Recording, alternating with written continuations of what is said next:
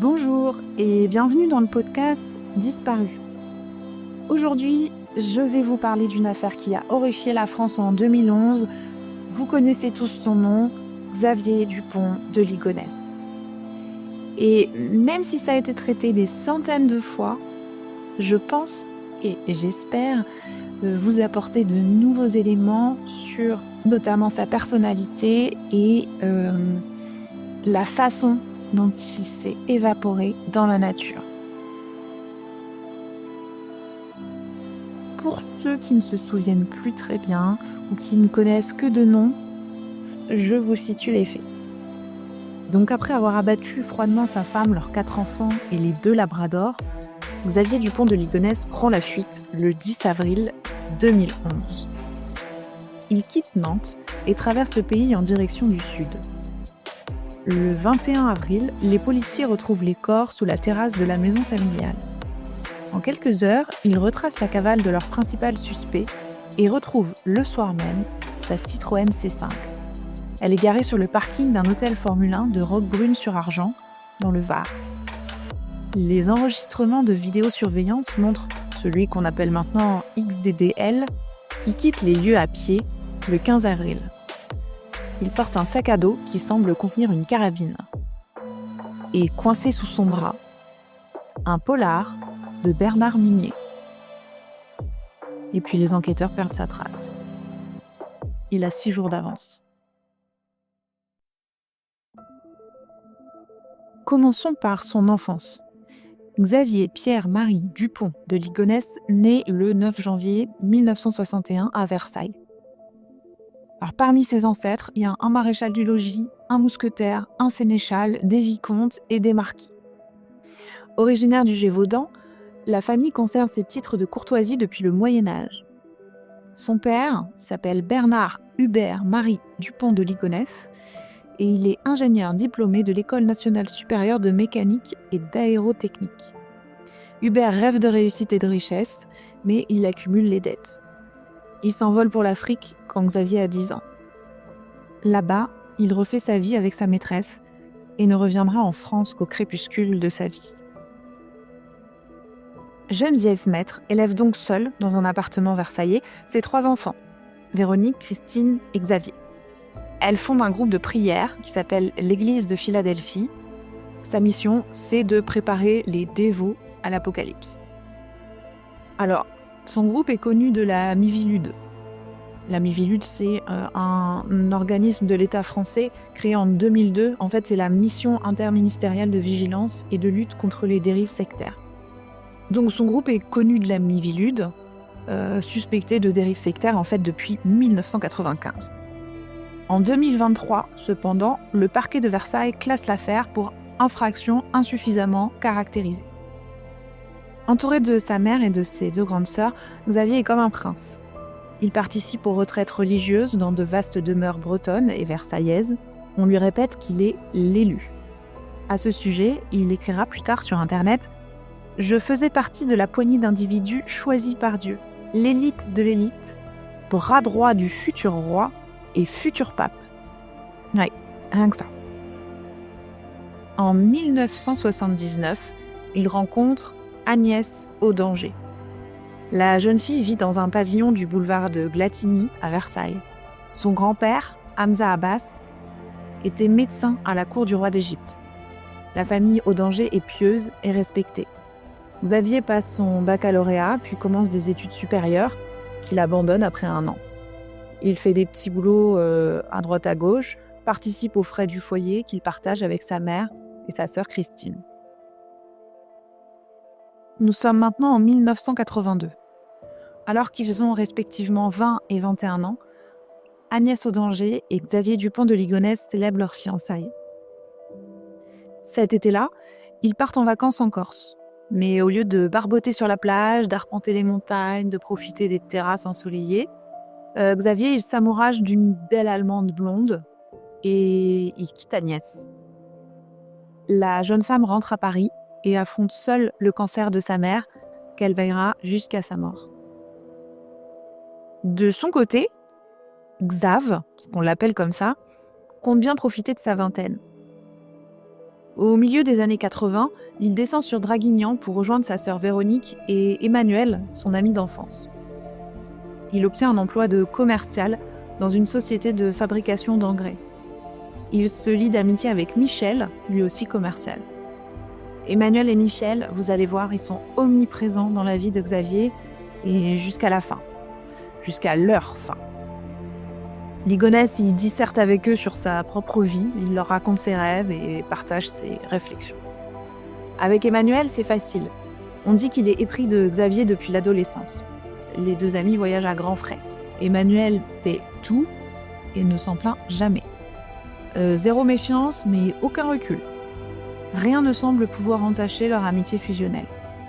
Ni la mort trouble de son chien qu'il confie à Xavier pour des vacances dans les années 90, ni le vol de 6 000 € d'espèces cachées dans son appartement que Xavier finira par avouer. En fait, sa dévotion aveugle fera de lui un suspect de complicité aux yeux des enquêteurs, et on ne peut pas vraiment les en blâmer. Avec Michel, la relation semble plus équilibrée. Il n'y a pas de leader, pas de suiveur. Les deux partagent des passions communes, boire des coups, courir les filles et rêver d'un futur américain fait de grosses cylindrées. Ils portent des jeans, des vestes en cuir, ils écoutent Johnny et Elvis et ont toujours une cigarette pendue entre les lèvres. Ligonès est licencié en 1989. Il approche de la trentaine et il n'a pas d'attache. Alors, il s'envole avec Michel pour les States. Sur place, ils achètent une voiture et s'offrent un road trip un peu à la Kerouac. Pour financer leur aventure, les deux hommes ont une idée. Ils n'ont qu'à importer des voitures américaines en France et les revendre. Et en fait, ça fonctionne. Mais lors d'un des retours au pays, Xavier tombe sur Agnès. Elle est enceinte d'un petit garçon et le père ne veut pas d'enfant. Alors Xavier annule son prochain voyage aux États-Unis, il épouse Agnès l'année suivante et reconnaît Arthur. Thomas naît en 1992, Anne en 1994 et Benoît en 1997. Xavier Dupont de Ligonnès est maintenant père de famille. Pour ceux qui étaient nés à ce moment-là, la fin des années 90, elle est marquée par l'avènement d'Internet. Alors comme des milliers d'autres, Xavier, il est persuadé qu'il deviendra riche en un clic. Il suffit d'avoir la bonne idée. En France et aux États-Unis, il multiplie les études de marché, il crée des sites internet et lance des entreprises. Mais rien ne marche. Ni Cellref, dont l'historique est assez flou, ni la route des commerciaux, un genre de guide du routard pour les VRP, ni le dernier projet Cristal, une affaire de tickets de boissons offertes en collaboration avec les hôtels, les restaurants et la Française des Jeux. En fait, Xavier, il a des idées, mais il ne sait pas monter un projet viable. Quand il crée une entreprise, il investit en fonction du chiffre d'affaires à venir. Et la première étape, c'est toujours le démarchage d'hôtels de luxe, dans lesquels il séjourne à prix fort. Il y a aussi les frais liés aux impressions de tickets et de cartes professionnelles, l'essence, les péages. Bref, les bilans comptables sont catastrophiques, mais Ligonès s'obstine. Il emprunte à des proches et contracte des crédits à la consommation qui noient le couple sous les intérêts. Au fil des ans, les dettes s'accumulent. En 2001, le père d'Agnès meurt. Elle touche l'équivalent de 300 000 €, dont un théâtre qu'elle décide de vendre pour investir dans la dernière idée en date de son mari. Le train de vie des Ligonès change. Xavier n'envisage l'avenir que sous l'angle de la réussite. La famille voyage aux États-Unis et s'installe dans un motel le temps qu'il lance une version américaine de son entreprise. Mais vous le savez, ça prend pas. De retour en France, il loue une maison avec piscine à Pornic. Les enfants sont scolarisés dans des écoles privées et il multiplie les activités qui coûtent cher, l'équitation, le tennis, la danse, la guitare et le piano. Et la famille déménage à Nantes. En 3 ans, il ne reste plus rien de l'héritage. Les comptes sont régulièrement à découvert. Agnès ne va pas bien et Xavier devient franchement désagréable. Il ne la touche plus, il a toujours un reproche coincé entre les dents. Il s'absente plusieurs jours d'affilée pour son travail. Et quand il est à la maison, il s'isole dans le sous-sol de la bâtisse qu'il loue au 55 boulevard Schumann. musique country à fond. Agnès et les enfants n'y sont pas les bienvenus. La mère de famille va à la messe le dimanche, mais ses semaines sont moroses. Avant, elle aimait la photographie et travaillait la porcelaine. Maintenant, elle s'occupe des enfants, du ménage, du linge, des courses, des devoirs et plus récemment de l'éducation de leurs 2 labradors qu'ils ont appelés Léon et Jules. Alors, elle écrit des lignes et des lignes de questionnement et des appels au secours sur des forums internet où en fait elle dévoile la pauvreté des rapports affectifs du couple. Il ne pense qu'à travailler et ne me voit plus. Ce soir, il rentre tard et moi, je n'aurai qu'une envie encore et encore, pleurer. À l'aide. Certains messages font carrément froid dans le dos. Lui demander s'il est heureux? Je crois que ce soit maintenant ou il y a 10 ans, la réponse est sans doute la même. Oui. Oui, mais si on pouvait tous mourir demain, quel pied! Encourageant, hein? Ce qu'elle ne dit pas, c'est à quel point son mari l'accable. Il répète qu'il l'a sauvée quand elle était enceinte d'Arthur. Super, la seule bonne action qu'il ait fait dans sa vie. Il prend même le temps de lui écrire des emails pour notifier noir sur blanc à quel point elle est ingrate et à quel point il ne comprend rien. Après des années sans tendresse ni séduction, Agnès passe du forum Doctissimo au site de rencontre. Et c'est une belle femme. Elle a de longs cheveux grisonnants, des yeux noisettes en amande qui pétillent, un sourire malicieux. Elle a du charisme, une certaine classe même. Les rencontres restent virtuelles. Mais en parallèle, elle échange des messages avec Michel, le meilleur ami de Xavier. Et comme Michel se rend disponible pour elle et devient son confident, ils entament finalement une liaison. En 2005, Xavier demande à Agnès les 46 000 € restants de l'héritage de son père. C'est pile le montant dont il a besoin pour son nouveau projet. Elle se surprend presque à lui refuser, mais elle tient bon. Le couple implose. L'épisode que je vais vous raconter maintenant est peu connu du grand public, mais c'est malheureusement un scénario qui se répète. Je vous rappelle que tous les 3 jours, une femme meurt sous les coups de son conjoint ou de son ex-conjoint en France. Donc le 22 juillet 2005, Agnès se rend au commissariat de Nantes et fait une déposition sous la forme d'une main courante. Elle dit aux policiers qu'avant de quitter le foyer conjugal, son mari a frappé, à coups de poing, leur fils aîné Arthur. Elle dit, je cite, avoir peur de son comportement et se réserve le droit de porter plainte contre lui si de tels faits se reproduisent. Nous sommes 6 ans avant les meurtres. Xavier n'est plus là, mais il ne manque pas de harceler sa femme, plus pour obtenir son argent que pour se réconcilier.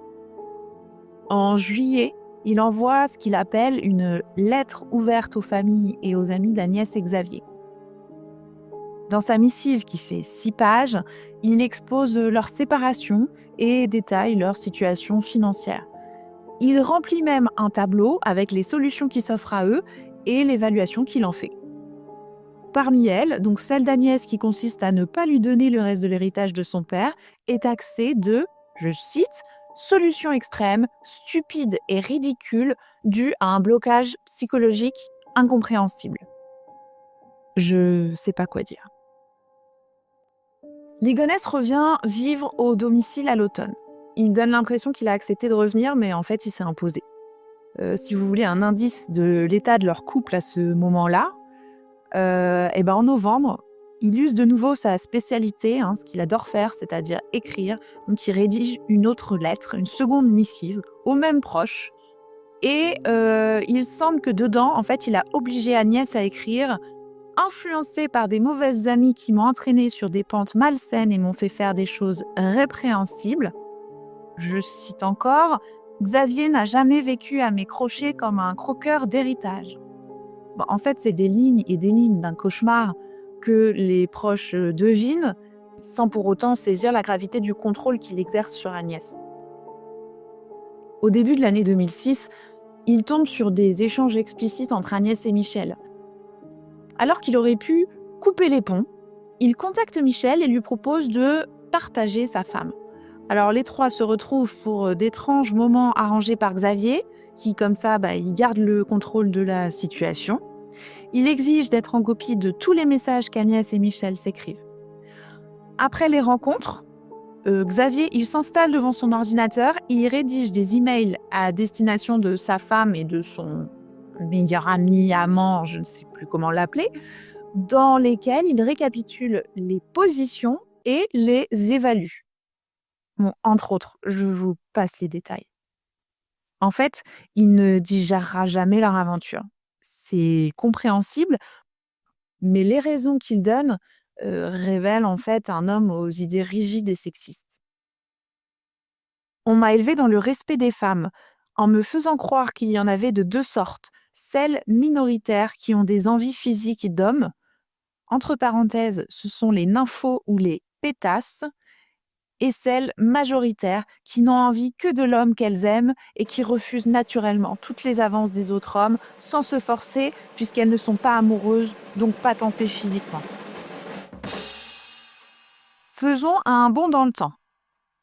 On est maintenant en 2009. Ligonès reprend contact avec Catherine. Adolescents, ils avaient eu un petit flirt sur l'île de Bréa. C'est là où il allait en vacances l'été. Ils échangent longuement sur leur vie, histoire de rattraper le temps perdu. Catherine est une riche femme d'affaires célibataire et Xavier, il est attiré par la réussite comme un papillon de nuit sur un lampadaire, quoi. Pour lui, elle est plus qu'une maîtresse, c'est un moyen de briller. De janvier à mai 2009, ils partent en week-end dans de somptueux châteaux entourés de vignobles et de terrains de golf. Puis Xavier fait part à Catherine du projet Cristal. Pour se lancer, il a besoin de 50 000 euros. Catherine, elle n'est pas née de la dernière pluie, hein. Elle lui demande des détails et elle les communique à ses experts comptables. Pour eux, l'affaire n'est pas viable, mais Catherine se laisse convaincre par son amant insistant. Elle lui signe un chèque de 50 000 euros en juin 2009. C'est le début de la fin. Comme à son habitude, Xavier a les yeux plus gros que le ventre. Dans les jours qui suivent, il offre un cabriolet à Agnès. Puis il se permet de virer dans des hôtels luxueux, seul ou accompagné de Catherine, qui se fait inviter avec son propre argent d'ailleurs. Donc à la fin de l'année, il ne reste plus rien du prêt de sa maîtresse. 1 an après leur retrouvaille, Catherine comprend que cet homme qu'elle a présenté à sa famille et à ses amis n'est pas celui qu'il prétend être. Elle déterre la hache de guerre. S'il ne la rembourse pas, il aura affaire à ses avocats. Xavier s'acharne, la harcèle. Il lui écrit un long plaidoyer le 14 janvier 2010. Au détour de belles phrases comme « J'ai envie d'une nouvelle vie et je ne l'imagine pas sans toi », il assène des affirmations déconcertantes. « Je sais parfaitement que tu peux m'avancer ces 25 000 euros et les rajouter à ma dette en cours. » Ou encore « Le tout est de savoir si tu seras capable de respecter et d'admirer un homme qui aura réussi non seulement grâce à toi, mais aussi avec toi. » Bref. Parfois, il décrit la spirale infernale dans laquelle il s'est lui-même jeté. Il dit « J'ai 4 mois de loyer impayé. Je n'ai pas pu payer l'école d'Arthur, ma voiture est tombée en panne, j'ai été obligée de demander à maman de quoi acheter des cadeaux de Noël aux enfants et je dois la rembourser. Je n'ai pas pu payer mes cotisations URSSAF et ACEDIC. » Xavier évoque aussi ses idées noires. Foutre le feu à la maison après avoir donné un somnifère à chacun. Fuir de façon radicale et définitive. Alors ça, c'est la forme. Mais sur le fond du projet, en fait, lui, il estime qu'un grain de sable a enrayé la mécanique. Merci la baisse de la TVA et la différence entre alcool et non-alcool. Comme si, sans ça, il aurait fait fortune. Mais Catherine ne sait de rien. Elle s'en veut d'avoir été si naïve et, outre son argent, elle n'attend qu'une chose, qu'il sorte de sa vie. La parenthèse romantique est devenue un cauchemar et elle n'a encore aucune idée de ce dont il est capable. Cette fois, Xavier est coincé. Catherine tient à revoir son argent, il le sait. Le 11 juillet 2010, il écrit à ses meilleurs amis, Emmanuel et Michel. Je serai donc fin août, début septembre, au pied du mur, avec une décision définitive à prendre, suicide seul ou suicide collectif. En août, la justice permet à Catherine une saisie conservatoire sur les sommes de l'entreprise de Xavier, la Route des Commerciaux. En septembre, un huissier se présente au 55 boulevard Schumann à Nantes. C'est Anne qui ouvre en pyjama et réceptionne l'assignation à comparaître destinée à son père. Par la suite, Xavier demande à Emmanuel de recevoir son courrier chez lui. Fin janvier 2011, le père de Xavier meurt. Dans la semaine qui suit, Xavier utilise la carte bancaire de son défunt père sans en aviser personne pour retirer 500 € et à 3 reprises. Imitant sa signature, il rédige aussi 3 chèques à son nom avant de s'effondrer aux funérailles comme un bon fils. C'est en vidant l'appartement de son père à Levallois-Perret que Xavier tombe sur la carabine 22 long rifle. Est-ce qu'il sait déjà comment il va l'utiliser ? En décembre 2010, il se présente pour la première fois au club de tir de La Chapelle-sur-Erdre, au nord de Nantes. Il obtient sa licence en février. Accompagné d'Emmanuel, il s'entraîne avec sa nouvelle carabine ou avec le pistolet 22 long rifle prêté par le club. Les responsables n'approuvent pas son acquisition d'un silencieux, en plus le tir est moins précis, mais ce n'est pas interdit. Et le nouveau tireur est assidu. Il s'y rend 4 fois entre le 26 mars et le 1er avril. Fin mars, Xavier s'arrête dans un magasin de bricolage de la commune de Sainte-Maure dans l'Indre pour acheter un rouleau de grands sacs poubelles et des dalles adhésives pour le sol. Le magasin est à plus de 300 km du boulevard Schumann. Le 1er avril après-midi, il dépense plus de 70 € au Castorama d'Orvaux pour un sac de ciment Pron, des sacs à gravats, une bêche et une houe Lorraine. En fin de journée, il emmène ses 2 fils, Thomas et Benoît, à une séance d'initiation au tir à La Chapelle-sur-Erdre. Je ne sais pas si vous l'avez déjà vu, mais en 2021, les médias ont rendu publique une photo glaçante qui a été prise à ce moment-là par d'autres tireurs qui étaient présents. On y voit le profil du jeune Benoît qui regarde devant lui, il est concentré, il tient l'arme en main. À ses côtés, son frère aîné Thomas a les yeux rivés sur son téléphone, un ado normal. Leur père est debout à moins d'1 mètre derrière eux. Il semble lui aussi regarder la cible, les bras ballants, il a le teint blafard. Son visage n'exprime rien, ni enthousiasme, ni tension, ni ennui, ni impatience, ni inquiétude. Le vide, la froideur. Et ils y restent 2 heures. Le samedi 2 avril, Xavier se rend au Jardiland de Bougnay et achète 4 sacs de 10 kilos de chaux vives. Le dimanche 3 avril vers 17h, Thomas quitte Nantes pour Angers, où il étudie la musique. Le reste de la famille, Agnès, Arthur, Benoît, Anne et Xavier, va dîner au Charolais-Gris à Nantes. Il s'installe à une table peu après 20h. Agnès commande un martini blanc, Xavier une bouteille de vin et les enfants des jus de fruits. Le personnel du restaurant se souvient d'une tablée discrète et polie. Le père de famille règle la note et prend le volant, direction le 55 boulevard Schumann. Il est 22h. La suite des événements est connue grâce à la téléphonie et aux activités bancaires. À 22h16, Anne écrit sur Facebook. C'était hyper bon.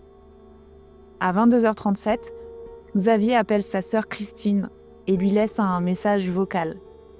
On était au Cinoche, en famille et au restaurant, ensuite dimanche soir et on rentre juste. Donc je t'ai envoyé un petit truc pour te demander si c'était pas trop tard pour le téléphone et puis là je vois que t'es sur ton répondeur. Voilà, je t'embrasse. Si c'est pas trop tard, tu me rebipes ou tu m'envoies un petit SMS et je te rappelle. Je vais aller coucher les enfants, dire bonsoir à tout le monde. À tout de suite, peut-être. À 23h08, Arthur envoie son dernier SMS à une amie. À 23h34, une recherche Google est lancée depuis un ordinateur connecté au réseau familial. Fraternité Saint Thomas Becket, suivie d'une connexion au forum Cité catholique. À 23h40, Agnès envoie son dernier SMS à une amie espagnole. À 2h01, un utilisateur d'iPhone lance une recherche « Communion, État, péché mortel ». Puis de nouveau, une connexion au forum Cité catholique. À 3h27, l'appareil qu'utilise Agnès contre ses apnées du sommeil s'éteint définitivement. Les enquêteurs pensent que le père de famille a agi cette nuit-là. Peut-être même a-t-il commencé le massacre à cet instant précis. Le lundi 4 avril, vers 10h, Xavier appelle l'ensemble scolaire Blanche de Castille, où Agnès travaille à mi-temps depuis quelques mois. Il explique à la secrétaire qu'elle a une gastro et qu'elle ne viendra pas travailler. Dans la foulée, il contacte le lycée Saint-Gabriel pour excuser son fils Arthur, qui étudie en BTS. Le jeune homme aurait eu un accident de scooter. Il appelle ensuite la Perverie afin de prévenir de l'absence d'Anne et Benoît pour cause de maladie. Et Ligonès se fait passer pour Arthur et rédige une lettre de démission à l'intention de son employeur, une pizzeria voisine. Il écrit que son père, donc lui, est muté en Australie, toute la famille est sur le départ. Il renonce à son salaire et à toute indemnité. Mais son fils Thomas est toujours sur Angers. Vous vous souvenez, il y est retourné la veille. Alors Xavier le contacte. Il lui dit qu'il est de passage pour le travail sur Angers et il l'invite au restaurant le soir même. Thomas, qui devait retrouver ses amis de la chorale, leur dit qu'il est saoulé, mais en fait, il n'a pas vraiment le choix. En début d'après-midi, Xavier appelle sa sœur. Ils discutent de banalités pendant une petite demi-heure. Xavier quitte Nantes avant 20h.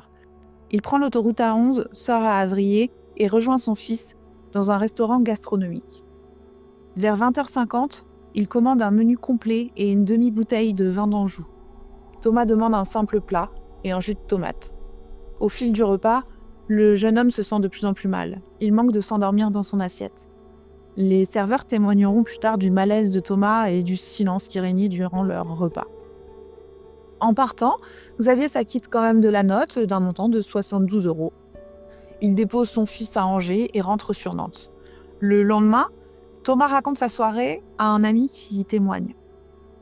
Il m'a dit qu'il lui était arrivé quelque chose de bizarre au restaurant, que son père l'avait ramené chez lui et qu'il ne se rappelait plus de rien. Xavier avait-il prévu d'endormir, d'empoisonner son fils avant de finalement changer de plan en se rendant compte qu'il y avait des témoins autour, le personnel du restaurant ?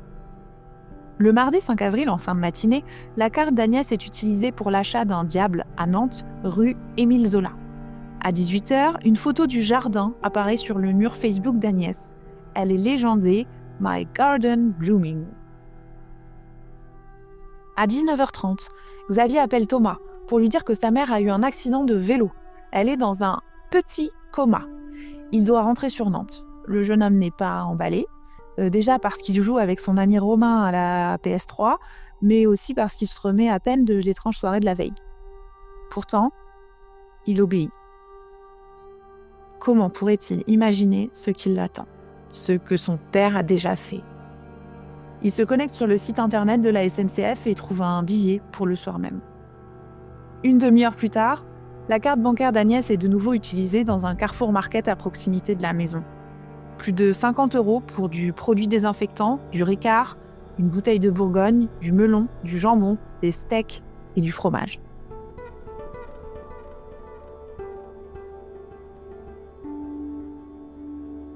À 21h, Xavier est au téléphone avec Emmanuel. Son ami ne va pas fort, il est licencié depuis peu et il force sur l'alcool. À 21h40, Xavier envoie un email à Michel, dans lequel il lui fait part de son inquiétude pour Emmanuel. Il supprime ensuite une 50aine de fichiers relatifs à la Fédération des commerciaux. Vers 22h30, Thomas monte dans le train. Il pense qu'il va retrouver sa famille. Il échange quelques messages avec son ami Romain. Peu après, Xavier saute dans sa voiture, direction la gare de Nantes. Père et fils passent la porte de la maison familiale. Il est 23h42. Quelques minutes plus tard, Thomas envoie un message à Romain. « Alors, tu joues toujours ? Moi, je regarde Midnight Express avec mon père. » Puis un autre SMS à minuit 6. Romain lui écrit dans la foulée, mais il n'obtient pas de réponse. C'est fini. Dans la nuit du 6 au 7 avril, le téléphone de Xavier est localisé à proximité du 77, rue du Port-Boyer à Nantes. On y trouve des immeubles, une zone boisée et les bords de l'Erdre. Il s'est peut-être débarrassé du matériel électronique de la famille, qui n'a jamais été retrouvé, en le jetant dans la rivière. Certains pensent aussi qu'il se serait procuré des faux papiers dans ce quartier. Et en tout cas, si la zone a été fouillé par les autorités. Ça n'a jamais été rendu public. Le 7 avril, Xavier charge sa Citroën C5 avec de gros sacs poubelles et des cabas. Des témoins le voient faire des allers-retours entre la maison et la voiture. En soirée, à 21h23, son téléphone borne de nouveau rue du Port-Boyer. Le lendemain, le 8 avril, Xavier écrit une dernière lettre à ses proches. Coucou tout le monde. Méga surprise, nous sommes partis en urgence aux USA, dans des conditions très particulières que nous vous expliquons ci-dessous. Quelques paragraphes plus loin, les fameuses explications sont dignes d'un polar. Lorsque nous avons créé notre société à Miami en 2003, nous avons été mis en contact avec la DEA, Drug Enforcement Administration, sorte de brigade des stupes américaine avec des antennes dans plusieurs pays, qui cherchait un Français pour être infiltré dans le milieu des discothèques françaises pour collecter des informations sur les réseaux de trafic de drogue et de blanchiment d'argent sans attirer l'attention. Xavier affirme ensuite qu'ils ont menti à tout le monde, y compris aux enfants pour leur propre sécurité. La route des commerciaux et la CELREF, c'était pas des entreprises qui n'ont pas marché, non, c'était des couvertures pour son activité officieuse d'espionnage. Il raconte: la situation est donc devenue potentiellement dangereuse pour nous ici et a nécessité de prendre des mesures d'urgence. Nous sommes donc pris en charge par le gouvernement américain et transférés aux USA sous une nouvelle identité qui doit bien sûr rester secrète. S'ensuit une étonnante liste des avantages et des inconvénients relatifs à la situation. Alors parmi les inconvénients, il y a quand même obligation de donner les chiens. Heureusement, une personne a pris les deux, ils ne seront donc pas séparés. Il se permet ensuite de leur donner des consignes à chacun de ses proches. Donc Cédric, il doit vendre les voitures parce qu'il a un garage en Bretagne, mais il doit aussi déménager les biens de la famille avec l'aide de Bertrand. Voilà. Dans un post-scriptum destiné à Bertrand, Xavier précise: inutile de s'occuper du portique et de la pirogue qui resteront là, ni des gravats et autres bazars entassés sous la terrasse, au fond du jardin et dans la cave. C'était là quand nous sommes arrivés ici. Emmanuel a la partie administrative en charge. Il doit résilier EDF, GDF, organiser l'état des lieux. Christine, donc sa sœur, et Bertram, son mari, doivent gérer les comptes selon des instructions précises. Frédéric, un autre ami, est censé reprendre et développer le projet Cristal. Et voilà comment il termine sa lettre. La version officielle est que nous avons été mutés en Australie pour des raisons professionnelles. Évidemment, nous vous embrassons tous très fort et nous penserons bien à vous pendant cette séparation forcée, en espérant qu'elle ne s'éternise pas pendant trop d'années. Nous craignons quand même les longueurs des procédés judiciaires aux USA. Prenez bien soin de vous tous, nous aurons tellement de choses à nous raconter plus tard. Xavier, Agnès, Arthur, Thomas, Anne et Benoît. Je précise qu'à ce stade de l'épisode, je vous avoue que je suis remontée. À chaque fois que je lis, que je raconte ce qu'il a écrit, je n'ai pas les mots, donc je continue. La famille Dupont de Ligonnès ne donne plus signe de vie depuis le 10 avril. Employeurs, école, famille, amis, voisins, tous s'inquiètent. Ils ont bien reçu quelques SMS, mais ils étaient étranges, décalés, impersonnels, ne correspondaient pas du tout à la manière d'écrire habituelle des personnes, évidemment. Les volets sont fermés, c'est inhabituel. La lettre de départ écrite par Xavier, en fait, elle alerte plus qu'elle ne rassure. C'est quoi cette histoire de protection de témoins? Entre le 13 et le 20 avril, les policiers effectuent 4 visites au domicile familial. Dans la cuisine, ils trouvent un frigo vide, un lave-vaisselle propre, un seau et une serpillière humide. Il y a aussi un bidon de désinfectant et les clés de la cave qui sont posées sur la table. Sur le canapé du salon, il y a les 3 guitares de la famille bien rangées dans leurs étuis. Plus étrange, les policiers retrouvent des cadres photos vides éparpillés par terre. Les lits des chambres sont dénués de draps, il y a une tache brunâtre qui sèche sur un lit et des valises qui trônent un peu partout. Ils remarquent un polar sur la table de nuit des parents. le polar que vous connaissez peut-être, Disparu à jamais de Harlan Coben. L'électricité n'est pas coupée. La famille semble être partie précipitamment. Les policiers convoquent au poste Nathalie et Emmanuel. Ils appellent Christine et Véronique, les deux sœurs de Xavier. Ils demandent aussi l'accès au mouvement financier de la famille. Ils savent que le père a un fusil 22 long rifle qu'ils ne retrouvent pas. Ils connaissent la cachette des clés de la maison, dans le compteur électrique à gauche de la porte d'entrée, dans la rue quoi, ainsi que le nombre d'exemplaires confiés aux proches. 5. 5 exemplaires de clés. Le luminol, qui sert à détecter de la matière organique, réagit sur le carrelage de la cuisine, l'intérieur du seau et le balai. Le 20 avril, en fin d'après-midi, une information capitale parvient aux enquêteurs. En début de mois, Xavier Dupont de Ligonnès a acheté des sacs poubelles, du ruban adhésif, du ciment et 40 kilos de chaux. Le procureur de Nantes ouvre une enquête pour disparition inquiétante. Une nouvelle perquisition est prévue le lendemain. Nous sommes le jeudi 21 avril 2011. Il est 9h40 quand les policiers ouvrent la porte du 55 boulevard Schumann. Cette fois, ils traversent le couloir d'un pas décidé, direction la terrasse. On y accède par la porte du salon ou par celle de la cuisine. Une fois sur la terrasse, il y a quelques marches d'escalier qui mènent au jardin. Le terrain fait environ 200 mètres carrés. Il est clôturé par des murs de 2 mètres. Quand ils se retournent, les policiers font donc face à la maison. Sous la terrasse, il y a 2 espaces. Le premier, à gauche de l'escalier, et le second, à droite. Les 2 mènent à la cave. L'accès est encombré. Il y a une trottinette, un tuyau d'arrosage, une scie, des pieds de parasol, un cric, des rollers. Bref, le bazar mentionné par Xavier dans sa lettre. Une lieutenante de police judiciaire affectée à l'enquête tente de comprendre ce qu'elle voit.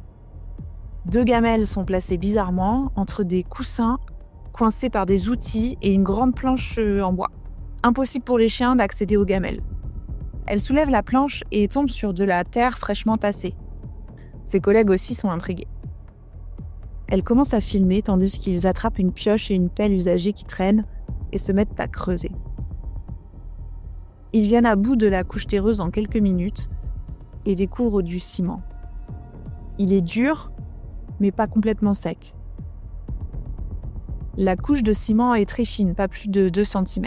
Dessous, une toile blanche que les policiers découpent. Et sous cette toile, il y a une couche bleuâtre qui rappelle la chaux. Les policiers savent qu'ils n'ont pas affaire à un chantier comme les autres. Leurs gestes sont précis, ils les mémorisent par réflexe. Au fond d'eux, ils savent déjà, sans vouloir y croire. Le silence devient pesant. Ils ont presque dégagé toute la chaux quand l'odeur de putréfaction les saisit à la gorge. Ils échangent un regard. Cette fois, plus de doute possible. Lâchant les outils, ils dégagent délicatement une espèce de bâche blanche en plastique. Et soudain, tout s'arrête. Ce qu'ils ont sous les yeux, c'est de la chair humaine. Un mollet. Il est 10h30. En attendant l'équipe scientifique, les policiers reprennent les outils et commencent à creuser à droite de la porte de la cave jusqu'à ce qu'ils tombent sur un drap rose. Il est 11h20. La scène est figée. 40 minutes plus tard, la police scientifique arrive au 55 boulevard Schumann. Le statut de l'enquête change. Il s'agit maintenant d'une procédure de flagrance ouverte pour des faits d'assassinat et de séquestration. Afin de préserver la scène de crime, le nombre de personnes autorisées à accéder au jardin est limité. Les hiérarchies sont prévenues, les magistrats débarquent. Les pompiers installent une bâche noire pour cacher le rez-de-chaussée de la maison bourgeoise. Des barrières empêchent les passants d'approcher. Mais malgré les efforts des autorités, les journalistes se massent autour de la maison et grimpent où ils peuvent pour obtenir ce qu'ils appellent un bon cliché. Dans le jardin, la police s'organise. Tout doit être noté, filmé, pris en photo. On attribue des numéros aux zones et on se prépare à en extraire des cadavres. Il est 13h.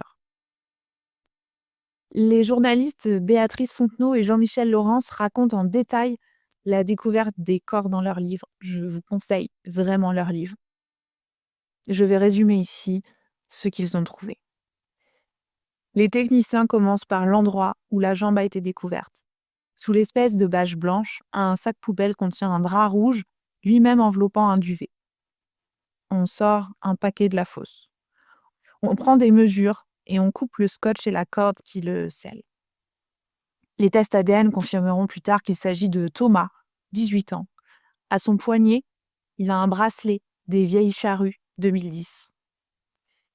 Il est sur le dos, les bras repliés en croix sur la poitrine. Sous sa tête, un oreiller dont la taie est trouée à plusieurs endroits. Toujours près de sa tête, les policiers découvrent un chapelet et un crucifix. Son corps est évacué par les pompes funèbres, direction la morgue de l'hôpital de Nantes. Dans la zone située plus à droite, les policiers se remettent à creuser. Ils tombent là encore sur une multitude de couches fines, de la terre, des planches de bois, du ciment, une toile, de la terre à nouveau, des gravats, des bouts de verre. Ils tombent ensuite sur un corps méconnaissable, déjà attaqué par la chaux. Les analyses détermineront plus tard qu'il s'agit d'Agnès, 48 ans, mais les policiers le devinent parce qu'elle porte un bracelet. Je suis une maman en or. Elle a été enterrée sur le ventre. Sa tête repose sur un coussin troué. Sur son dos, les policiers découvrent une plaque en plastique représentant une colombe et une croix dorée. La tâche est longue et fastidieuse. Le corps est évacué peu avant 18 heures. Sous l'emplacement du corps d'Agnès, les techniciens déterrent le corps d'un jeune homme emmailloté dans des draps, des sacs poubelles et un duvet. Uniquement vêtu d'un slip, il a un tatouage tribal au-dessus de l'aine droite. Voilà tout ce qu'il reste d'Arthur, le fils aîné adopté par Xavier. Il avait 20 ans. Près de lui, les policiers découvrent une statuette à l'effigie de la Vierge Marie. Le véhicule des pompes funèbres transporte ce troisième corps vers la morgue. Puis, les techniciens déterrent les cadavres des 2 labradors, Léon et Jules. Ils sont évacués vers l'école vétérinaire de Nantes. Les policiers savent qu'ils peuvent extraire de cette espèce de tombeau des éléments qui sont essentiels à l'enquête. Alors on exige qu'ils soient minutieux, malgré l'odeur, malgré l'horreur. Ils ne pourront jamais effacer ces souvenirs, juste espérer vivre avec. Ils creusent encore et découvrent le corps d'Anne. La fille du couple avait 16 ans. Elle repose sur le dos et porte un pyjama rouge et gris et des chaussettes marron. Les techniciens trouvent à côté d'elle un chapelet, un médaillon de la Vierge Marie et une croix en bois. Son corps est évacué. Cette fois, les policiers savent sur qui ils vont tomber. Le Benjamin de la famille, Benoît, 13 ans. Sa tête repose sur un oreiller dont la taie est percée de plusieurs orifices et de traces de tir à bout portant. Il est sur le dos, ne porte qu'un slip et des chaussettes noires. À côté de son corps, les enquêteurs photographient et retirent une médaille, une croix en or et quelques perles. Il est plus de 20 heures. La nuit ne va pas tarder à tomber. C'est le printemps, mais tout le monde s'en fout. Avant de quitter les lieux, ils fouillent les placards de la maison et saisissent tous les médicaments qu'ils trouvent. Alors, il y en a plein, des neuroleptiques, des antidépresseurs, des anxiolytiques, des somnifères, etc. Enfin, on pose les scellés sur la porte d'entrée. La famille Dupont de Ligonnès a été retrouvée. Seul le père, Xavier, manque à l'appel.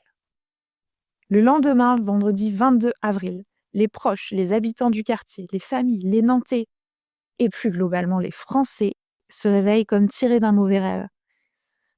Ils ont la bouche pâteuse et la gorge serrée. Il y aura un avant et un après l'affaire Dupont de Ligonnès. La société met en fait le doigt sur une problématique qu'elle ne veut pas voir et qu'elle ne pourra jamais saisir complètement. Où est le père? Est-ce que c'est lui qui a fait ça? Et comment est-ce possible?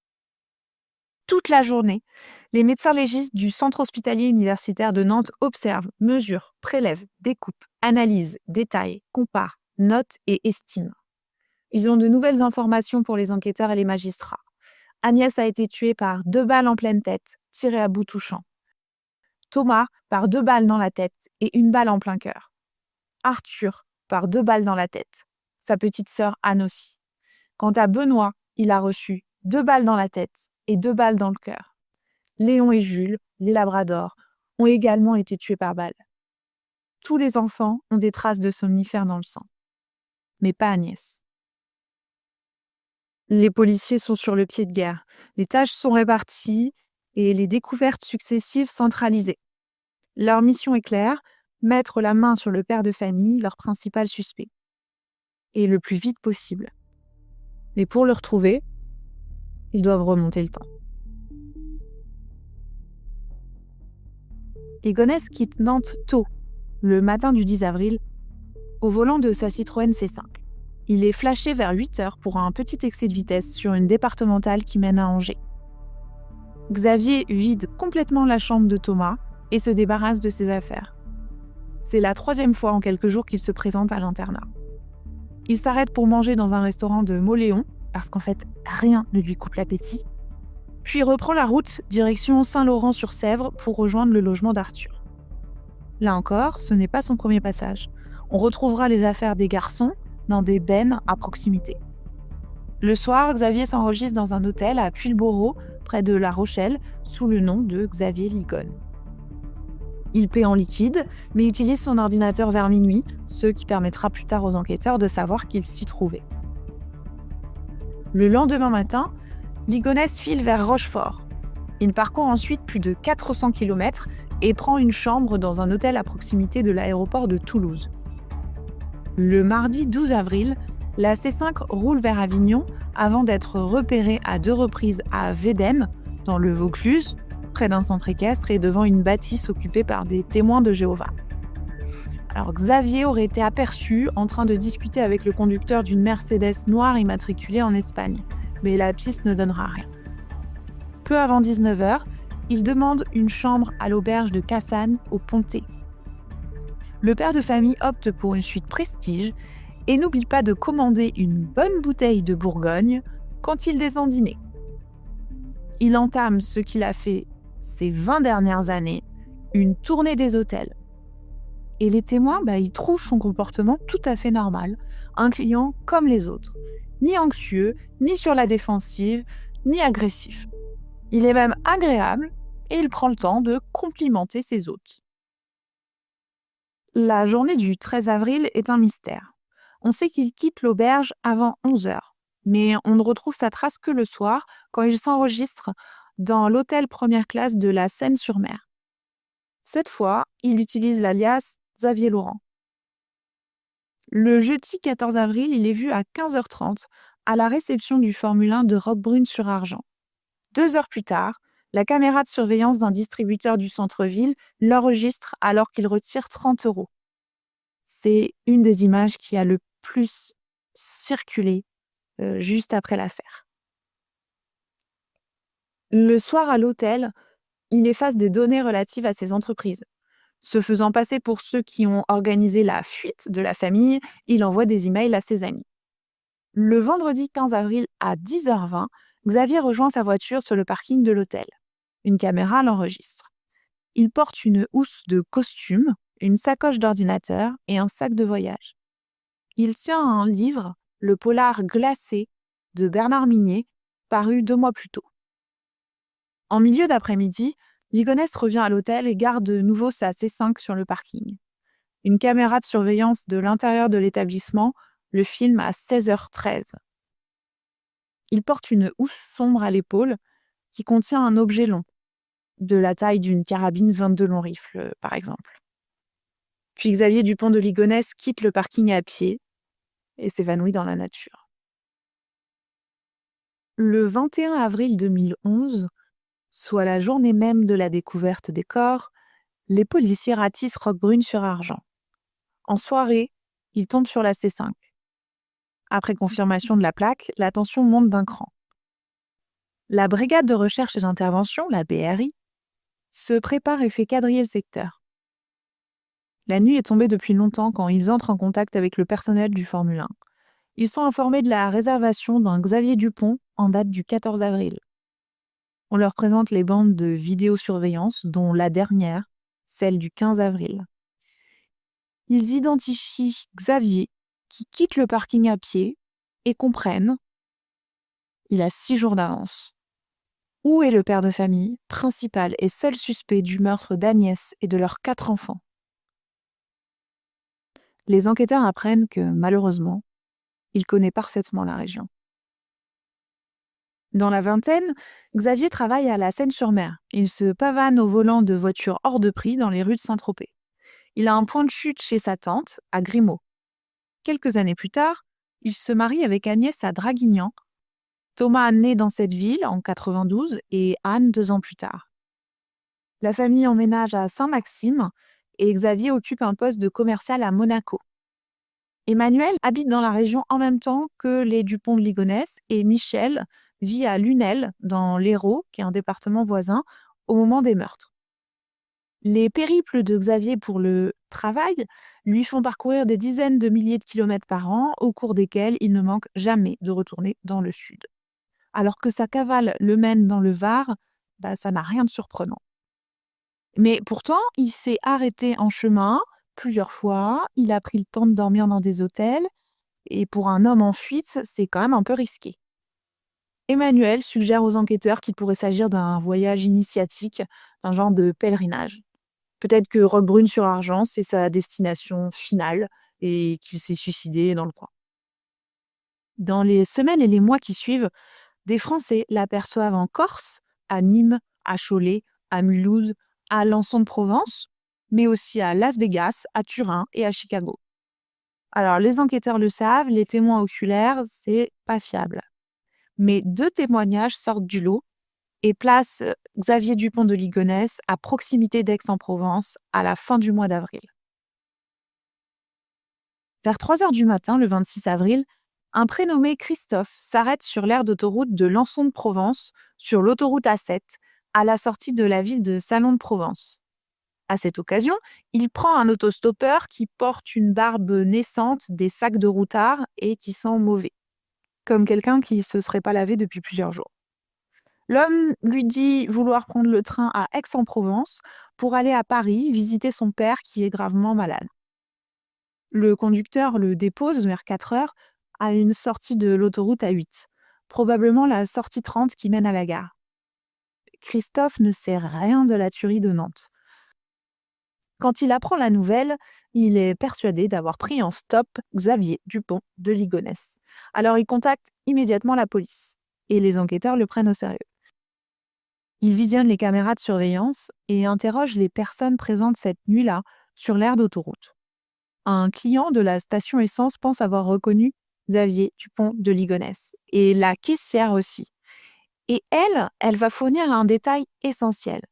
Parce que quand l'homme lui a commandé un café, elle a aperçu un trou dans sa dentition en haut à gauche.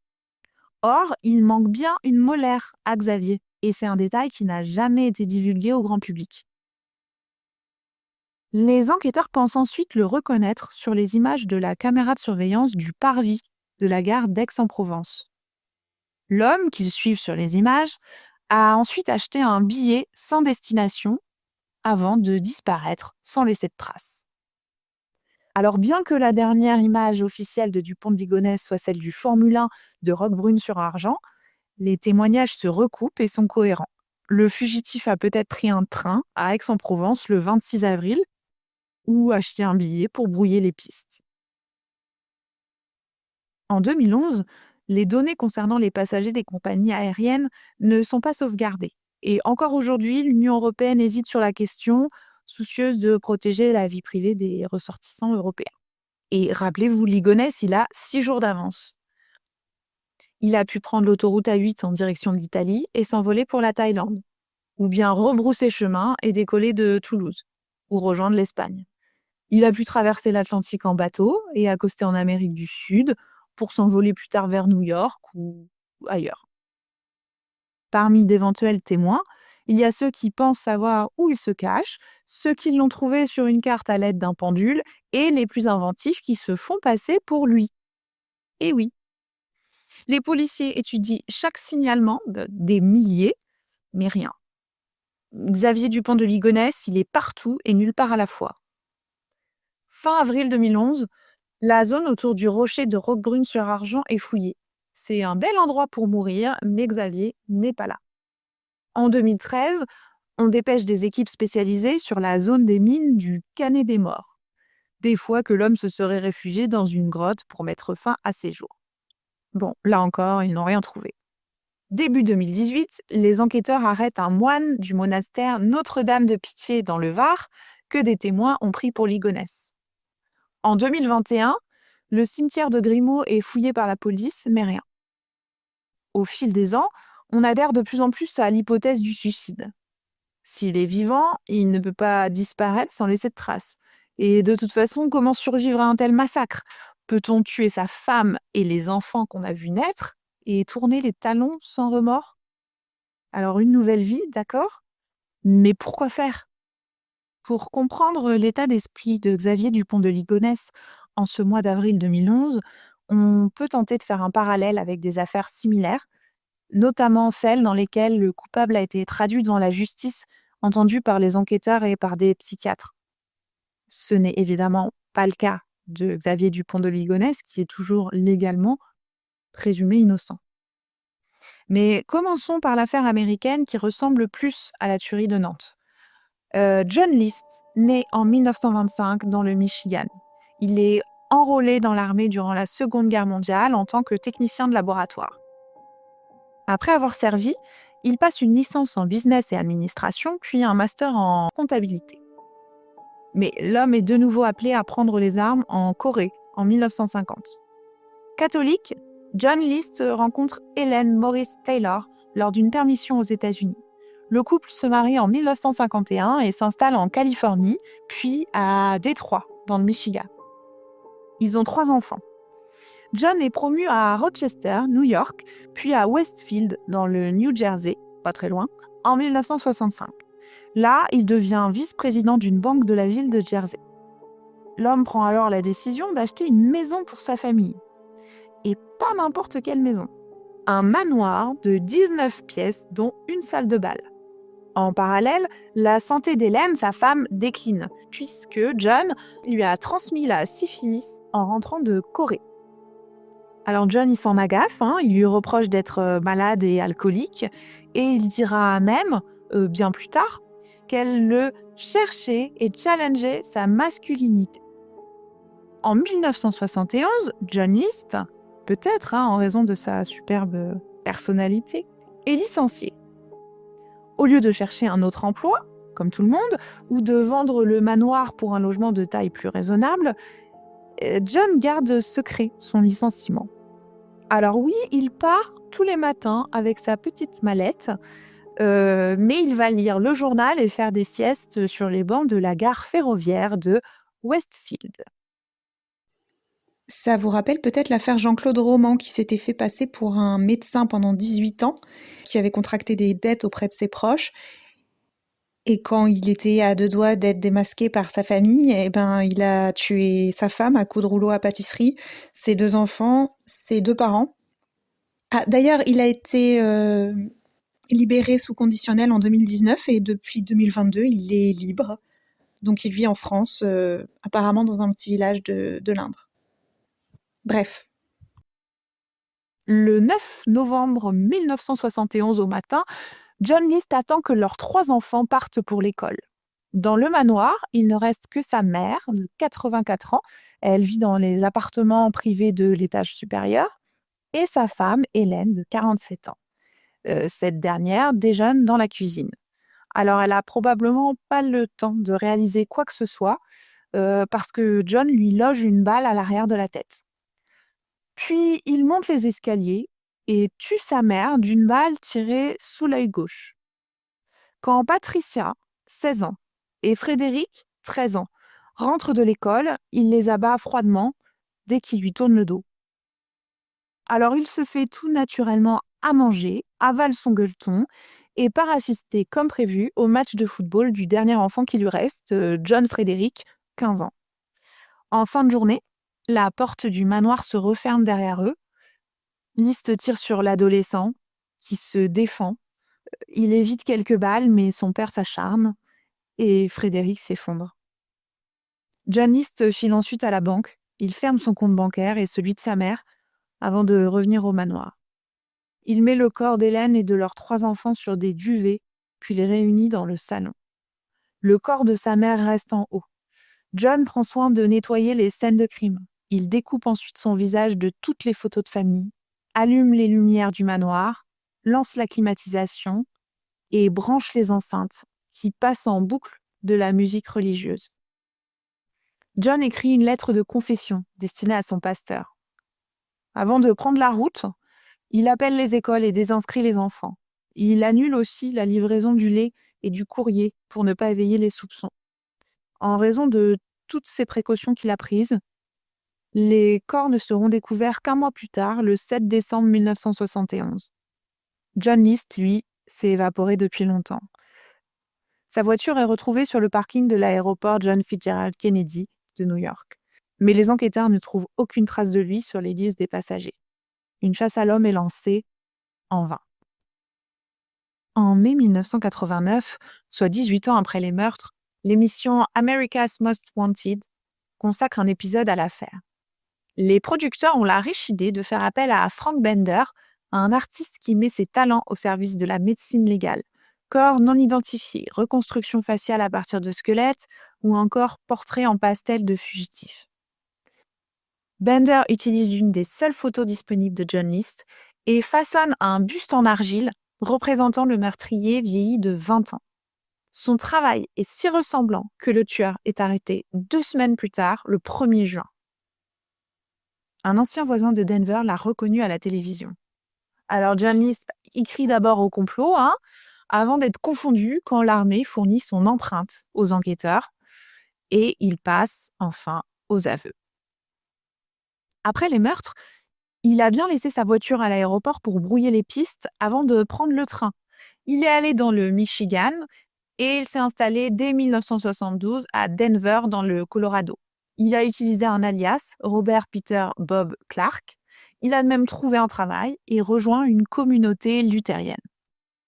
À l'église, il a rencontré une femme, Dolores Miller. Le couple s'est marié en 1985. 3 ans plus tard, ils ont déménagé en Virginie où il a été embauché comme comptable dans une petite entreprise. Jusqu'à ce qu'enfin, la chance cesse de lui sourire. Condamné à 5 peines consécutives de prison à vie, Ah bah c'est sûr, c'est pas les mêmes peines qu'en France. il meurt d'une pneumonie en 2018. Pendant son incarcération, des psychiatres ont tenté de le cerner et ça rappelle un peu Xavier Dupont de Ligonnès. John List avait prémédité les meurtres avec soin.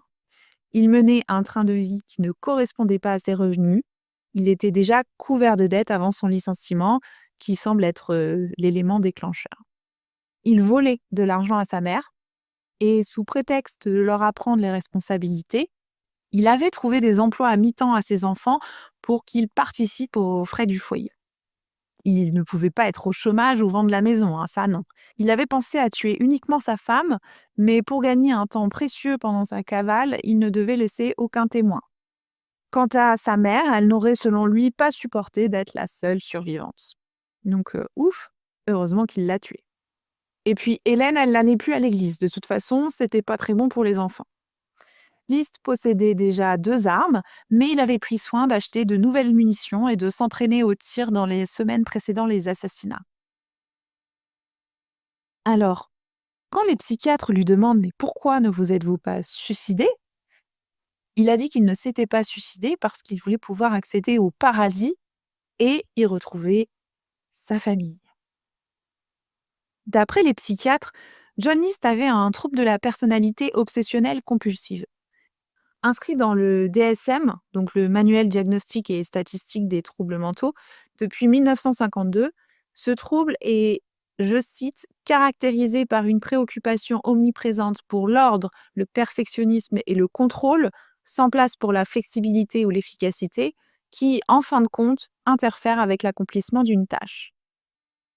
En fait, une personne qui est atteinte de ce trouble pense qu'elle est super consciencieuse, alors qu'en fait, sa rigidité l'empêche de se contrôler, d'être compétente et efficace. John List a tenu à expliquer qu'il n'a pas descendu le corps de sa mère avec les autres parce qu'il était trop lourd. Mais s'il avait pu, il l'aurait fait. Il voulait que les autres le considèrent comme un homme sérieux et ordonné. Il avait aussi soigneusement nettoyé les scènes de crime et noté les arrangements pour les funérailles de sa mère. Enfin, il avait pris le temps d'expliquer ses actes par écrit. en se confiant, vous vous souvenez, à son pasteur. La rigidité de ses pensées et son besoin de réussite expliquent aussi pourquoi il avait balayé les autres options, comme retrouver un travail ou vendre la maison, d'un revers de main. Tuer toute sa famille permettait de ne pas subir la honte du chômage et du déclassement social, tout en lui laissant la possibilité de recommencer sa vie et de réussir. Il n'avait aucun problème à trouver un emploi parce qu'en fait, il donnait l'apparence d'un travailleur acharné, mais son obsession de la perfection l'empêchait d'être réellement efficace. Alors, trouver un travail, oui, mais le garder, non. John List est souvent évoqué dans le cadre de l'affaire Xavier Dupont de Ligonnès. On dit que Ligonnès était au courant de l'affaire John List, ce dernier ayant été arrêté alors que Ligonnès voyageait aux États-Unis. Mais rien n'est moins sûr. Franchement, Xavier était jeune, charmeur, obsédé par l'Amérique et sûrement plus préoccupé par son aventure que par l'actualité. En plus, les moyens de communication étaient limités. Il n'y avait pas de portable, pas d'écran plat à chaque coin de rue ou dans les fast-food ou dans les restaurants. Alors, par contre, la comparaison des deux affaires peut conduire à la réflexion suivante. Plus que la nature des crimes et le déroulé des faits, c'est la personnalité des deux hommes qui semble les avoir menés à des actes similaires, vraiment horriblement similaires.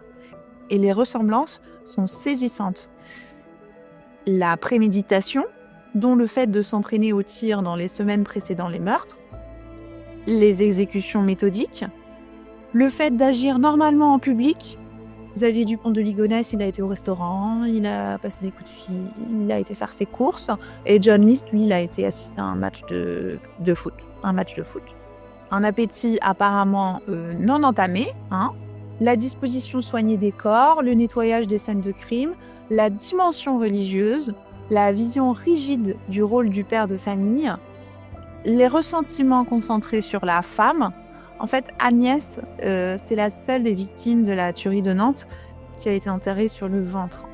Et Xavier, il avait beaucoup de reproches à lui faire. Et pour John List, finalement, les minces souvenirs qu'il a l'air de garder d'elle, c'est qu'elle challengeait sa masculinité. Mais ils ont aussi d'autres points communs. Ils ont l'endettement, la difficulté à avoir un emploi fixe, le besoin obsessionnel de réussite, qu'elle soit professionnelle, financière ou sociale, le fait de mener une vie au-dessus de ses moyens et la tentative de gagner du temps sur la découverte des corps. D'autres faits sont troublants. John List, il n'a jamais assumé ses actes. Il a fait appel du jugement et son avocat a plaidé pour un syndrome post-traumatique dû à son passé militaire. De son côté, Xavier, il invente une histoire complètement rocambolesque pour ses proches. Il écrit dans sa lettre d'adieu que ses entreprises coulées, c'était des couvertures. Et même après avoir commis le meurtre de sa femme, de ses 3 enfants et de ses 2 chiens, en fait, il tient à redorer son image auprès d'eux, auprès des proches qui lui restent. Et on peut dire que d'une certaine manière, ses efforts ont payé, puisque la mère de Xavier et sa sœur Christine pensent aujourd'hui que la famille est toujours vivante, qu'elle a été exfiltrée par le gouvernement américain en collaboration avec les autorités françaises. Et pour elle, Xavier, il est innocent. Il y a une autre affaire qui fait écho à celle de Dupont de Ligonnès, c'est l'affaire Longo. Christian Longo, né en 1974 dans le Michigan, et grandit dans un milieu particulier, celui des témoins de Jéhovah. À 19 ans, il rencontre une autre disciple, je vais le dire à la française, Marie-Jeanne. Ils se marient en 1993 et font 3 beaux enfants. Le 19 décembre 2001, à quelques jours de Noël, le corps d'un petit garçon remonte à la surface des eaux de la marina de Waldport, dans l'Oregon. La communauté est sous le choc. Les enquêteurs épluchent les dossiers d'enfants disparus, mais ne trouvent aucun signalement qui y corresponde. C'est mauvais signe. Ils lancent un appel à témoins et diffusent son portrait.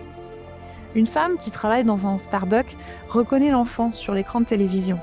Il s'agit de Zachary Longo, le fils de 4 ans de son collègue Christian Longo. La jeune femme en est sûre. Elle a déjà gardé les enfants du couple et le visage qu'elle a sous les yeux, c'est celui du petit Zach. Ne trouvant aucune trace de la famille à leur domicile, les enquêteurs lancent des recherches. 3 jours plus tard, des plongeurs localisent le corps de Sadie, 3 ans. Le 27 décembre, une nouvelle équipe sort 2 valises de l'eau à quelques centaines de mètres de la plage. Dans ces valises, lestées par des haltères, le cadavre de Marie-Jeanne, 27 ans, et celui de sa fille de 2 ans, Madison. Marie-Jeanne est complètement nue. Elles ont toutes les deux été étranglées. Les autopsies et l'enquête déterminent que Sadie et Zachary ont été jetés à l'eau alors qu'ils étaient encore vivants. Sans la remontée du corps du petit garçon, les corps de sa mère et de ses 2 sœurs n'auraient jamais été retrouvés. Le père devient vite le premier suspect. Le FBI le place sur la liste des 10 Most Wanted, les 10 hommes les plus recherchés des États-Unis. Il l'arrête finalement à Cancún, au Mexique, où il se fait passer pour un journaliste du New York Times. Il a déjà eu le temps d'écumer toutes les boîtes de nuit du coin et il a même entamé une relation avec une jeune Allemande. Et les policiers découvrent vite que Longo est loin du collègue sympathique qui leur a d'abord été décrit. Depuis des années, Longo arnaque, vole, souscrit des crédits sous une autre identité, signe des faux chèques et est incapable de conserver un travail sans voler son employeur. Bref, un profil qui nous est maintenant familier. Il a fait déménager sa famille dans l'Ohio puis dans l'Oregon pour éloigner Marie-Jeanne de sa propre famille. Il a envoyé des cartes postales d'autres États pour brouiller les pistes. D'après ses historiques de recherche sur Internet, les meurtres ont été prémédités avec soin. Alors, il a plusieurs versions pour expliquer ce qui est inexplicable. La première version, c'est que sa femme aurait tué leurs 3 enfants, que découvrant ça, il l'aurait étranglé dans un accès de rage et se serait ensuite débarrassé des corps. Bon, évidemment, une fois qu'il est confronté aux preuves, il finit par avouer quand même. Et après quelques années d'une introspection qui paraît impossible, Longo écrit qu'il pense, comme ses psychiatres, avoir un trouble de la personnalité narcissique.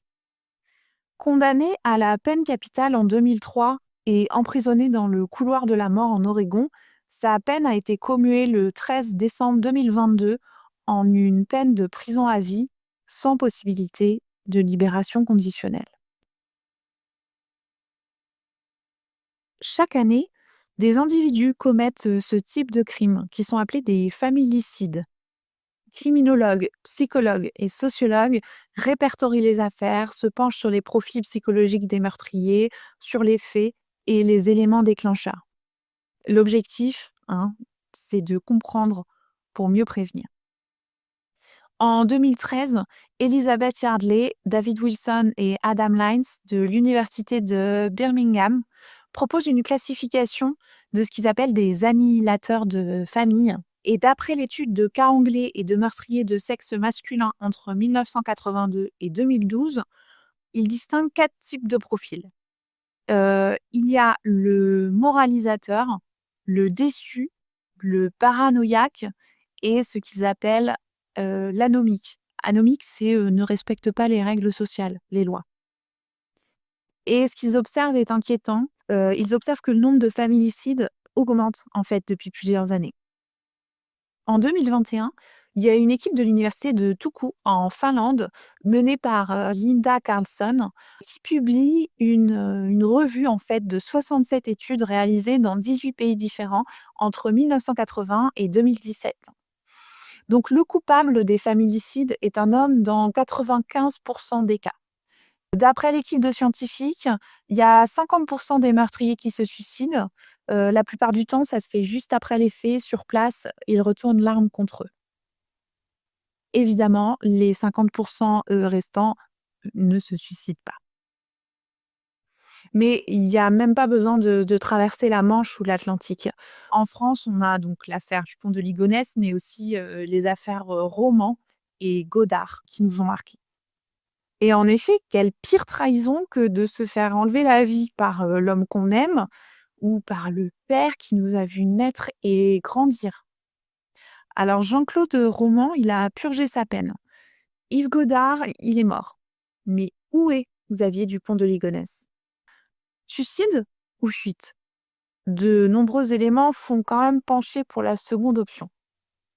Pourquoi préméditer les meurtres avec tant de minutie et rouler plus de 1000 kilomètres pour finalement aller se suicider? Pourquoi s'embêter à faire croire à ses proches à une fuite organisée par le gouvernement américain, si ce n'est pour brouiller les pistes et retarder les recherches? Déjà, il avait retiré plusieurs centaines d'euros début avril. Or, on sait que pour une cavale, il faut des espèces. Il n'a pas forcément choisi roque brune sur argent pour disparaître définitivement des radars, mais c'est plus facile de se déplacer sans laisser de traces dans un endroit qu'on connaît bien. On note aussi qu'il avait l'habitude d'utiliser des alias, non seulement dans sa fuite, mais en fait dès l'importation de voitures américaines dans les années 90. Les policiers ont longtemps soupçonné Xavier Dupont de Ligonnès d'avoir été aidé dans sa cavale par des complices, comme Emmanuel ou Michel. 4 journalistes de Society révèlent dans leur enquête publiée en 2020, qu'il faut absolument que vous vous procuriez, que les 2 hommes ont été en contact étroit avec Xavier tout au long de la préparation des meurtres et durant sa cavale. Si on reprend la chronologie des faits et qu'on y ajoute les interactions de Xavier avec ses 2 amis, c'est vrai que c'est assez perturbant. D'abord, le 2 avril, la veille des meurtres, Emmanuel appelle 5 fois Xavier, jusqu'à ce qu'il lui réponde un peu avant 20h. Les 2 hommes passent 43 minutes au téléphone. Le 3 avril, soit le premier jour des meurtres, Emmanuel appelle 2 fois Xavier dans l'après-midi, mais Xavier ne répond pas. Le 5 avril, Emmanuel appelle Xavier à 20h45. Il parle pendant 19 minutes. Cette conversation a lieu entre le moment où Xavier achète de la nourriture et du produit nettoyant avec la carte bancaire d'Agnès et l'arrivée de Thomas à la gare de Nantes. Dans la même soirée, Xavier envoie un mail à Michel et Marc dans lequel il dit qu'il s'inquiète pour la santé d'Emmanuel. Le 6 avril, Emmanuel tente de joindre Xavier à 21h39 et à 22h22. Sans succès. Entre ces 2 tentatives, Michel appelle Xavier à 21h45. Cette fois, Xavier répond et la conversation dure 25 minutes. Dans la nuit du 6 au 7 avril, le téléphone de Xavier est localisé rue du Port-Boyer, sur les bords de l'Erdre. À 1h42 du matin, Emmanuel envoie à Xavier un email qu'il termine par « Si jamais, n'oublie pas que tu as procuration et que la clé serait sur le voilier. D'énormes bisous. » Bon, alors là, vous vous dites, c'est clair, il est parti sur un voilier. Sauf que Emmanuel, il a une bonne excuse pour avoir dit ça. Il avait un coffre-fort à Nantes et la clé, en fait, se trouvait dans une maquette de voilier qui était dans son appartement. Mais quand même, quand ils ont fait la perquisition chez lui, ils ont trouvé 5 post-it qui étaient extrêmement louches. Je vous dis ce qui était écrit dessus. Nomenclature des pièces du dossier par BM, à ne communiquer strictement à personne, merci. Et il y avait aussi PS, j'ajoute un travail par BM top secret aussi, stop, ne pas le communiquer à personne, car il va servir sous peu à la défense de Xav.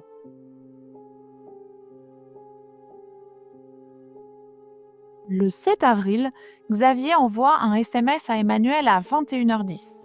À 21h23, le téléphone de Xavier est de nouveau localisé rue du Port-Boyer.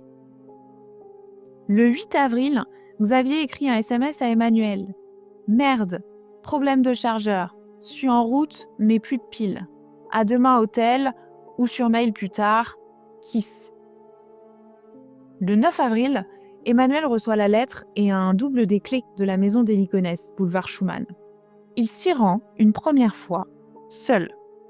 Le 10 avril, vers 17h, Emmanuel retourne à la maison des Ligonnès.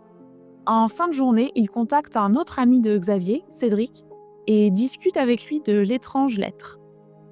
Le 11 avril, Emmanuel et Cédric se rendent ensemble dans la maison des Ligonnès. Ils s'installent sur la terrasse.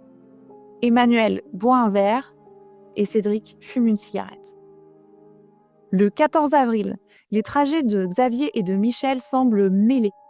En effet, Xavier va de La Seyne-sur-Mer à Roquebrune-sur-Argent et Michel va de Lunel, son domicile, à Fréjus. Du coup, ils empruntent tous les deux la même autoroute A8 et Michel passe même par Roquebrune-sur-Argent. À 20h32, les deux hommes sont dans leurs hôtels respectifs, à 11 petits kilomètres l'un de l'autre. Mais Xavier, il envoie un email à Michel en se faisant passer pour la DEA. Nous procédons au nettoyage final des moyens de communication facilement traçables de la famille pris en charge par nos services. Le 3 avril, c'est une grosse journée. Il y a 3 événements. Xavier disparaît de Roquebrune-sur-Argent, Michel repart chez lui à Lunel et Emmanuel appelle sa mère pour lui révéler son homosexualité, son alcoolisme et sa dépression. Mais même quand on additionne tous ces éléments, ils restent circonstanciels et ne prouvent ni l'implication de Michel, ni celle d'Emmanuel. En fait, les deux hommes ont probablement été dupés, comme tout le monde, par Xavier. Et après, ils ont répété et répété à quel point ils étaient hantés par cette tuerie, à quel point ils culpabilisaient de n'avoir pu sauver personne et d'avoir autant aimé Xavier Dupont de Ligonnès. Le corps d'Emmanuel, rongé par l'alcool, le lâche le 18 octobre 2020. Le 30 août 2021, après un dernier repas entre amis, Michel se suicide. Ligonnès pourrait avoir le soutien d'une communauté religieuse et être caché dans un monastère ou dans la dépendance d'une belle maison héritée de la noblesse par une connaissance qui serait proche de l'église de Philadelphie. Les religions préfèrent souvent la justice d'un dieu à la justice des hommes. Et des figures du grand banditisme et des tueurs se sont déjà cachés dans des monastères, hein, ce serait pas une première. Mais c'est quand même difficile d'imaginer que quelqu'un puisse protéger un homme qui a tué sa femme, leurs 4 enfants et leurs 2 chiens. Déjà parce qu'il faut être persuadé de sa capacité de rédemption et il ne faut pas avoir peur non plus de quelqu'un qui a abattu froidement toute sa famille. Cacher un meurtrier notoire, aussi célèbre que Xavier Dupont de Ligonnès, c'est aussi prendre le risque d'être accusé de complicité. Sauf si, bien sûr, on pense qu'il s'agit d'un complot. Dans le cas des disparitions, c'est difficile de rejeter une hypothèse, puisque, par définition, on ne sait pas où est la personne disparue. Mais on peut quand même souligner le fait que si Xavier a grandi avec la religion, sa ferveur semblait quand même diminuer au fil des ans. Par exemple, le 25 décembre 2006, il écrit « La vie n'est qu'une succession d'illusions et de désillusions. D'avoir réalisé que ma mère avait créé un monde inexistant, un monde virtuel, et la désillusion s'est accompagnée d'une perte de la foi. » Il écrit aussi « Ce sont des personnages qui disparaissent, des saints, des anges, Jésus, Marie et Dieu lui-même. » En 2007, il énumère dans un tableau les différences qui l'opposent à sa mère et à sa sœur pour convaincre Agnès qu'il n'est pas sous leur emprise. Alors, il se considère comme un adepte du mondialisme plutôt que du nationalisme. Il explique que contrairement à sa mère et à sa sœur, lui vit dans le présent et non pas dans l'espoir et dans l'attente. Il ne croit pas non plus à la vie après la mort et il préfère une vie itinérante à une vie recluse. D'ailleurs, il est plutôt débrouillard, hein, il parle parfaitement anglais et il a pris l'habitude de changer d'apparence du jour au lendemain. Avec ou sans lunettes, avec ou sans cheveux, avec ou sans barbe. En fait, Xavier Dupont de Ligonnès, c'est monsieur tout le monde, c'est un vrai caméléon. Et en 2008, il écrit à sa sœur Véronique « Toute religion empêche ou interdit de penser par soi-même. » Difficile de l'imaginer prier chaque jour depuis 12 ans dans la cellule d'un monastère. Sauf s'il s'agit du seul moyen d'éviter un procès et la prison. On peut faire beaucoup d'hypothèses, mais une chose est sûre, Tant qu'il ne sera pas retrouvé, il n'y aura pas de justice possible pour Agnès, Arthur, Anne, Thomas, Benoît et les 2 chiens de la famille. Alors les questions restent ouvertes. Est-ce que Xavier Dupont de Ligonnès profite de sa seconde vie, sa meilleure vie sur les terres américaines dont il a toujours rêvé? Il a réussi avec minutie la première partie de son plan. La question c'est, est-ce qu'il a réussi la seconde? Xavier Pierre-Marie Dupont de Ligonnès est né le 9 janvier 1961. En 2024, il aurait 63 ans. Il ne fait pas l'objet d'une notice rouge d'Interpol et peut utiliser un alias comme Xavier Dupont, Pierre Dupont ou Pierre Ligone. Il mesure entre 1,80 m et 1,85 m. Il lui manquait une molaire à gauche. Je crois que je ne peux pas finir autrement. Contactez les autorités si vous avez la moindre information.